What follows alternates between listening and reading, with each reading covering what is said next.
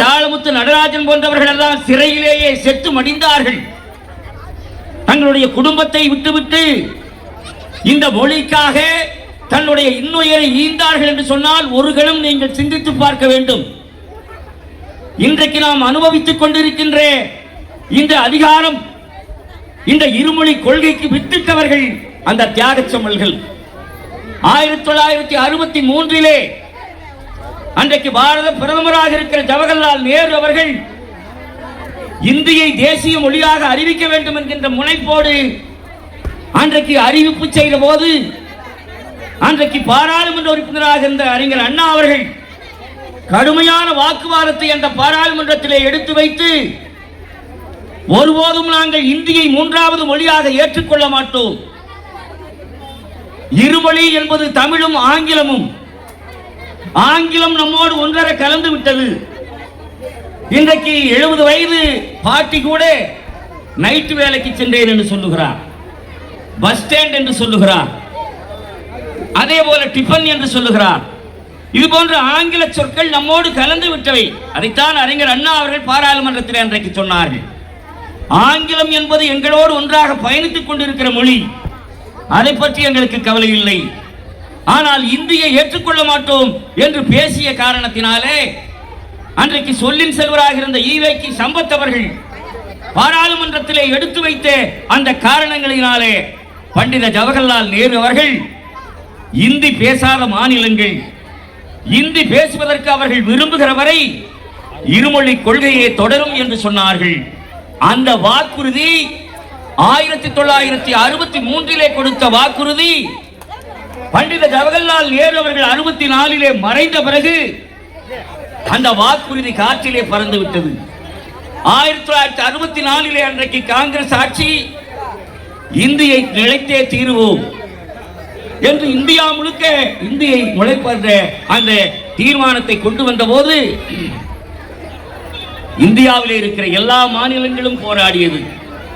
அப்படி போராடிய மாநிலங்களிலே ஆந்திரா, கர்நாடகா, கேரளா, தமிழ்நாடு, அதிலே அதிகபட்சமாக போராடியது தமிழ்நாடு.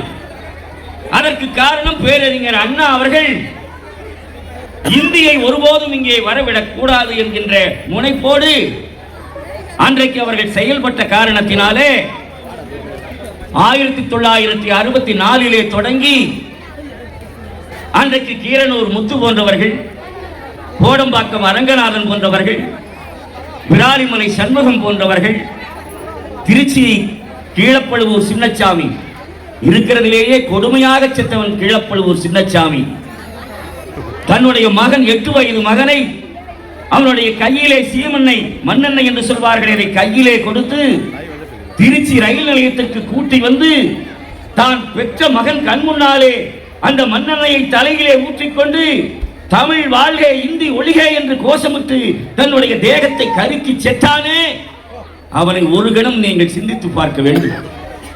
அப்படி எண்ணற்ற தியாகிகள் இந்த இந்தி எதிர்ப்பு போராட்டத்தில் உயிரிவிட்டார்கள். அன்றைக்கு ஒரு படி மேலே போய் பொள்ளாச்சி இந்தி எதிர்ப்பு போராட்டத்திலே அதில் கூர்ந்து நான் பொள்ளாச்சியிலே நடந்த சம்பவங்களை நான் சொல்லியாக வேண்டும். நம்முடைய அமைச்சர் பெருமானுக்கும் பொள்ளாச்சிக்கு நெருங்கிய தொடர்பு இருக்கிறது. பள்ளியிலே படித்துக் கொண்டிருக்கிற காலத்திலே நான் தார் டப்பாவை கையிலே எடுத்துக்கொண்டு வேட்டைக்காரன் புதூருக்கும் பொள்ளாச்சிக்கும் 15 கிலோமீட்டர், அந்த 15 கிலோமீட்டர் தூரத்திலே வருகிற போஸ்ட் ஆபீஸ், ரயில் நிலையத்திலே எல்லாம் அந்த இந்தி எழுத்தை தாவியை எடுத்து அந்த பனை மட்டையினாலே அடித்துக் கொண்டு வருகிறோம். அன்றைக்கு 1965 25ஆம் தேதி நாங்கள் பொள்ளாச்சிக்கு வந்து 2 கிலோமீட்டருக்கு தொலைவிலே வருகிற போது வெடிச்சத்தம் கேட்கிறது, துப்பாக்கி சத்தம் கேட்கிறது.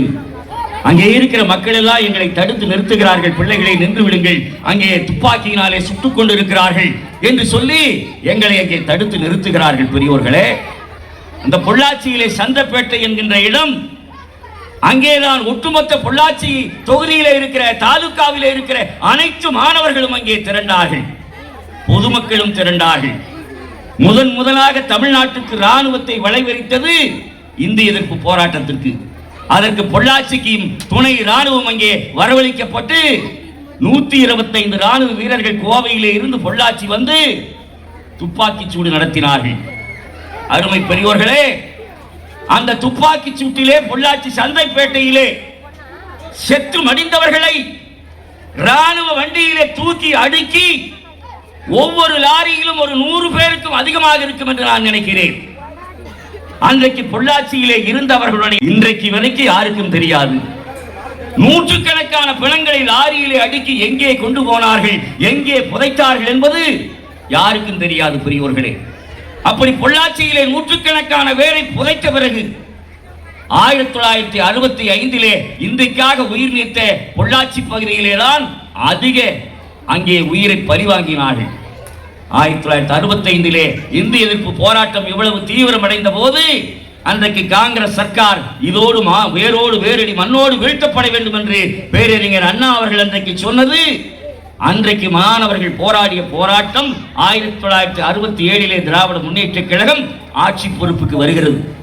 பேரறிஞர் அண்ணா அவர்கள் சட்டமன்றத்தில் அறிவித்தார்கள், இருமொழி கொள்கைதான் எப்போதும் தமிழ்நாட்டிலே இருக்கும், இந்தியை ஒருபோதும் நாங்கள் ஏற்றுக்கொள்ள மாட்டோம் என்று சட்டமன்றத்திலே பேரறிஞர் அண்ணா அவர்கள் அறிவித்தார்கள் என்று சொன்னால், இன்றைக்கு நாம் வணங்கினோமே அந்த வீரர்கள், தியாக செம்மல்கள், அவர்களுடைய இன்னுயிரை கொடுத்தது தியாகி கிடைத்த அந்த அறிவிப்பு பேரறிஞர் அண்ணா அவர்கள் அறிவித்தார்கள் பெரியோர்களே.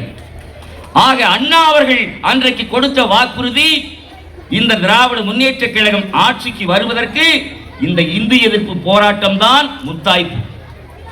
அருள்கூர்ந்து பெரியோர்களே, இந்திய எதிர்ப்பினாலே வந்த ஆட்சி, அண்ணாவினுடைய ஆட்சி 1969 முடிந்த பிறகு 1969 முதல்வராக வருகிற கருணாநிதியினுடைய குடும்பத்திலே கருணாநிதியினுடைய முதல் மனைவி, இரண்டாம் மனைவி, மூன்றாம் மனைவி, இன்னும் 8 எடுப்பு தொற்று தொடுச்சு இவர்கள் அக்கால் மகன் பேரன் இவர்கள் அத்தனை பேரும் சேர்ந்து 96 பேர் இந்தியிலே பண்டிட் பட்டம் பெற்றிருக்கிறார்கள் பெரியோர்களே. எந்த இந்தி மொழியை எதிர்த்து ஆட்சிக்கு வந்தாரோ திராவிட முன்னேற்ற கழகத்தினுடைய முதலமைச்சராக இருந்த கருணாநிதியினுடைய குடும்பத்திலே 96 பேர் இந்தியிலே பயின்று பட்டம் பெற்றிருக்கிறார்கள். இன்றைக்கும் ஸ்டாலின் குடும்பம் நடத்துகிற பள்ளியிலே இந்தியை முதன்மை பாடமாக வைத்திருக்கிறார்கள் பெரியோர்களே. ஆனால் வாய்களிக பேசுகிறார்கள், இந்தியை நாங்கள் ஏற்றுக்கொள்ள மாட்டோம் என்று. அப்படி கருணாநிதி குடும்பம் இன்றைக்கு திராவிட முன்னேற்ற கழகம் இந்த வீரவணக்க நாள் பொதுக்கூட்டத்தை நடத்துவதற்கு நம்முடைய அமைச்சர் அவர்கள் சொல்லியதை போல யோகிதை இல்லை. வீரவணக்க நாள் பொதுக்கூட்டம் நடத்துகின்ற யோகிதை நம்முடைய அனைத்து இந்திய அண்ணா திராவிட முன்னேற்ற கழகத்திற்கு மட்டும்தான் இருக்கிறது பெரியோர்களே. புரட்சி தலைவர் எம்ஜிஆர் அவர்கள் முதலமைச்சராக வருகிறார்கள். அப்படி முதலமைச்சராக வருகிற போது 65 இருந்து செத்து மடிந்த தியாகிகளுக்காக, மொழிப்போர் தியாகிகளுக்காக, இறந்தவர்களுக்காக, சிறை சென்றவர்களுக்காக எந்த ஒரு நன்மையும் கருணாநிதி செய்யவில்லை. 2 முறை முதலமைச்சராக வந்த கருணாநிதி இந்த இந்திய எதிர்ப்பு போராட்ட தியாகிகளுக்கு எதையுமே செய்யவில்லை.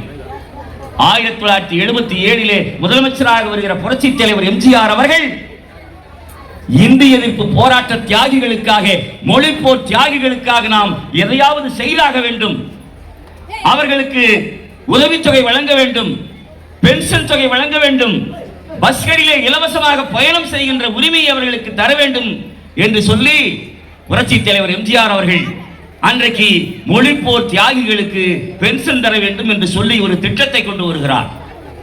அப்போது அன்றைக்கு இருந்த அதிகாரிகள் மத்திய அரசை எதிர்த்து போராடி, இந்தியை எதிர்த்து போராடியவர்களுக்கு எப்படி நாம் அரசாங்கத்தின் சார்பிலே பென்ஷன் தர முடியும், உதவி செய்ய முடியும் என்று சொல்லி அதிகாரிகள் புரட்சி தலைவர் எம்ஜிஆர் இடத்திலே கேட்டார்கள். அதற்கு எம்ஜிஆர் சொன்னார், இந்தியை எதிர்த்து போராடியதற்காக அவர்களுக்கு பென்ஷன் தொகை அல்ல, தமிழை வாழ வைப்பதற்காக போராடினார்களே அதற்காக பென்ஷன் தொகை என்று முதல் கையெழுத்து போட்ட பெருமகனார் புரட்சி தலைவர் எம்ஜிஆர் அவர்கள். இன்றைக்கு வரைக்கும் புரட்சி தலைவர் எம்ஜிஆர் போட்ட உத்தரவு, மொழிப்போர் தியாகிகளுக்கு இலவசமாக பஸ்ஸிலே பிரயாணம் செய்யலாம், மாதந்தோறும் அவர்களுக்கு பென்ஷன் தொகை வந்து கொண்டிருக்கிறது என்று சொன்னால் புரட்சி தலைவர் எம்ஜிஆர் அவர்கள் போட்ட உத்தரவு என்பதை அருள்கூர்ந்து உங்களுடைய பாதங்களிலே நான் சமர்ப்பிக்க கடமைப்பட்டிருக்கிறேன் பெரியோர்களே. திராவிட முன்னேற்ற கழகத்தினுடைய ஆட்சி இன்றைக்கு நடத்தி கொண்டிருக்கிறார்களே, அந்த திராவிட முன்னேற்ற கழகத்தை வளர்த்தெடுத்தது புரட்சி தலைவர் எம்ஜிஆர் அவர்கள். வறுமை என்றால் நானும் நீங்களும் உங்களுக்கும் எனக்கும் வருகிற வறுமை அல்ல.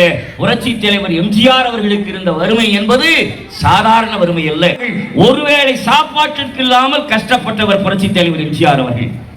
புரட்சி தலைவர் எம்ஜிஆர் அவர்கள் சினிமா வாய்ப்பு தேடி சென்னையிலே இருக்கிற போது யானைக்கவனி என்கிற இடத்திலே அவர் குடியிருக்கிறார். சென்னைக்கும் அதற்கு 12 கிலோமீட்டர். இந்த 12 கிலோமீட்டரும் புரட்சி தலைவர் எம்ஜிஆர் அவர்கள் நடந்தே வருவார். அப்படி வருகிற போது சென்னைக்கு பக்கத்திலே ஒரு ஓரத்திலே ஒரு பாட்டி இட்லியை சுட்டு வித்துக் கொண்டிருக்கிறார். அனுதினமும் புரட்சி தலைவர் எம்ஜிஆர் அவர்கள் அன்றைக்கு அந்த பாட்டியினிடத்திலே 4 இட்லியை வாங்கி சாப்பிடுவார். என் வயதை ஒத்தவர்களுக்கு நன்றாக தெரியும். அரையனா ஒரு இட்லி, 2 அணாவுக்கு 4 இட்லி கிடைக்கும். புரட்சி தலைவர் எம்ஜிஆர் அவர்கள் 2 அணா கொடுத்து அந்த பாட்டி இடத்துல இட்லி வாங்கி சாப்பிட்டு விட்டு அன்றைக்கு முழுக்க அதுதான் ஆகாரம். சென்னையிலே போய் பட வாய்ப்புகளை தேடி விட்டு திரும்பி வருவார். இதுதான் வழக்கம். அப்படி ஒரு நாள் புரட்சி தலைவர் எம்ஜிஆர் அவர்கள் அந்த பாட்டியை கடந்து போகிறார். இட்லி சாப்பிடுவதற்கு பாட்டிக்கு பக்கத்திலே அவர் வரவில்லை. உடனே அதை பாட்டி கவனித்து, தம்பி இங்கே வா, ஏன் சாப்பிடாமல் போகிறாய், சாப்பிட்டு விட்டு போ என்று அந்த பாட்டி புரட்சி தலைவர் எம்ஜிஆர் அவர்களை அழைத்தார்கள். எம்ஜிஆர் அவர்கள் பசி இல்லையம்மா, அதான் போறேன் என்று சொன்னார். ஆனால் உண்மை அதுவல்ல, காசு இல்லை, 2 அணா அவர்கள் இடத்திலே இல்லை. உடனே அந்த பாட்டி புரட்சி தலைவர் எம்ஜிஆர் கையை பிடித்து அழைத்து வந்து, தம்பி நீ சாப்பிடு என்று சொல்லி எப்போதும் போல 4 இட்லியை தட்டத்திலே வைத்து புரட்சி தலைவர் எம்ஜிஆர் இடத்திலே கொடுக்கிறார். எம்ஜிஆர் வாங்கி சாப்பிட்டு விட்டு இந்த பாட்டியை திருப்பி கேட்டார் எம்ஜிஆர், ஏம்மா என்னை முன்ன பின்ன உங்களுக்கு தெரியாது, ஆனா 2 அணா என்னை நம்பி கடன் கொடுத்துருக்கிறீங்களே, இதை நான் கொடுக்காம போயிட்டா என்னம்மா பண்ணுவீங்கன்னு கேட்டார். அப்ப அந்த பாட்டி சொன்னாங்க, தம்பி நீ கொடுத்தீங்கன்னா அது லாப கணக்கு, நீ கொடுக்கலன்னா அது தர்ம கணக்கு என்று சொல்லி அந்த பாட்டி சொன்னார்கள். அன்றைக்கு புரட்சி தலைவர் எம்ஜிஆருடைய இதயத்திலே விழுந்ததுதான் கொடுக்க வேண்டும், தர்மம் செய்ய வேண்டும் என்கின்ற எண்ணம். அந்த இட்லி வித்துக் கொண்டிருந்த பாட்டி விதைத்தது நெருப்பு. தெரியோர்களே, திராவிட முன்னேற்ற கழகம் சும்மா வளர்ந்து விட்டதா? பேரறிஞர் அண்ணா அவர்கள் சென்னையிலிருந்து வேலூருக்கு பொதுக்கூட்டத்துக்கு போகிறார். பொதுக்கூட்டம் முடிந்து சென்னைக்கு திரும்பி வருகிற போது அண்ணா வந்த கார் ரிப்பேர் ஆகி விடுகிறது. நடுநிசி தன்னுடைய டிரைவரை அழைத்து, யாராவது எங்காவது உதவிக்கு இருக்கிறார்களா என்று போய் பார்த்து வா என்று சொல்லுகிறார். டிரைவர் ஓடி போகிறார். பக்கத்திலே ஒரு சாலையில் ஒரு 4-5 பேர் படுத்திருக்கிறார்கள். அவர்களை போய் டிரைவர் எழுப்புகிறார். ஐயா எழுந்திருங்கள், ஐயா எழுந்திருங்கள், அண்ணா வந்த கார் ரிப்பேர் ஆகிவிட்டது, கொஞ்சம் உதவி செய்யுங்கள் என்று எழுப்புகிறார். யாரும் திரும்பி கூட படுக்கவில்லை. அப்போது புரட்சி அண்ணாவிடத்திலே வந்து அந்த டிரைவர் சொல்லுகிறார், அண்ணா நான் போய் எழுப்பினேன், ஒரு சாலையில் ஒரு 4-5 பேர் படுத்திருக்கிறார்கள், யாரும் அவர்கள் திரும்பி கூட பார்க்கவில்லை என்று சொன்ன போது அண்ணா சொன்னார், நீ என்ன சொல்லி அவர்கள் எழுப்பினாய் என்று கேட்டபோது, அண்ணா அவருடைய கார் ரிப்பேர் ஆகிவிட்டது என்று நான் சொன்னேன் என்று சொன்னார். அதற்கு அண்ணா சொன்னார், நீ அப்படி சொல்லாதே, எம்ஜிஆர் உடைய தலைவன் வந்திருக்கிறேன் என்று போய் சொல் என்று சொல்லி திருப்பி அனுப்புகிறார். அந்த டிரைவர் போய் அங்கே படுத்திருக்கிறவர்கள் இடத்திலே எம்ஜிஆர் உடைய தலைவர் எம்ஜிஆர் என்று சொன்ன உடனேயே வேட்டி அவிழ்ந்த வேட்டி கூட தெரியாமல் அங்கே அவர்கள் எழுந்து கட்டிக்கொண்டு, எம்ஜிஆரா வந்திருக்கிறாரா எங்கே என்று கேட்டுக்கொண்டு வந்து வேலூர் வரை அந்த காரை தள்ளி கொண்டு போய் அண்ணாவை சென்னையிலே அனுப்பி வைத்தார்கள் என்று சொன்னால் அண்ணாவுக்கு எப்படி இருந்திருக்கும்? அதே போல இன்னொரு பொதுக்கூட்டம் பேசிவிட்டு காலை நேரம் வந்து கொண்டிருக்கிறார். ரயில்வே கேட்டு சாத்தி இருக்கிறது. வேலைக்கு போகிற தாய்மார்கள் எல்லாம் அண்ணாவினுடைய காரிலே கட்டி இருக்கிற திராவிட முன்னேற்ற கழகத்தினுடைய கொடியை பார்த்துவிட்டு அந்த பெண்களுக்குள்ளே பேசிக் கொள்கிறார்கள், எம்மா அம்மா எம்ஜிஆர் கார், எம்ஜிஆர் வண்டியாட்டு இருக்குது, எம்ஜிஆர் கொடி பறக்குது கார்ல என்று பேசிக் கொள்கிறார்கள். வந்து காருக்குள்ளே எட்டி பார்க்கிறார்கள், எம்ஜிஆரா எம்ஜிஆரா என்று பார்க்கிற போது சி.வி. ராஜகோபால் என்று அண்ணாவினுடைய பள்ளி தோழர் காஞ்சிபுரத்துக்காக அவர் கூட இருக்கிறார். இந்த தாய்மார்கள் எல்லாம் எம்ஜிஆர் இல்லை என்று போய்விடுகிறார்கள். பிறகு சி.வி. ராஜகோபால் அண்ணாவிடத்தில் கேட்கிறார், என்ன அண்ணா, இந்த கட்சிக்கே நீங்கள் தான் தலைவர், ஆனால் எம்ஜிஆர் எம்ஜிஆர் என்று அவர்கள் எம்ஜிஆர் பெயரை சொல்லுகிறார்களே என்று அண்ணாவிடத்திலே கேட்டபோது சி.வி. ராஜகோபாலுக்கு பதில் சொன்னார், அண்ணா அட பைத்தியக்காரா, எம்ஜிஆர் பெயரை சொல்லி தேண்டா இந்த திமுக என்கிற வண்டி ஓடிக்கொண்டிருக்கிறது என்று சொன்னால் அந்த எம்ஜிஆருடைய சக்தி என்ன என்பதை அழுகூர்ந்து நீங்கள் எண்ணி பார்க்க வேண்டும் பெரியோர்களே. அந்த கொடுக்க வேண்டும் என்கின்ற எண்ணம் இருக்கிறதே, புரட்சி தலைவர் எம்ஜிஆருக்கு வேறு யாரும் கிடையாது. யாரை பார்த்தாலும் சாப்பிட்டீர்களா, ஊருக்கு போவதற்கு காசு வைத்திருக்கிறீர்களா என்று கேட்ட ஒரே தலைவன் புரட்சி தலைவர் எம்ஜிஆர் அவர்கள் தான்.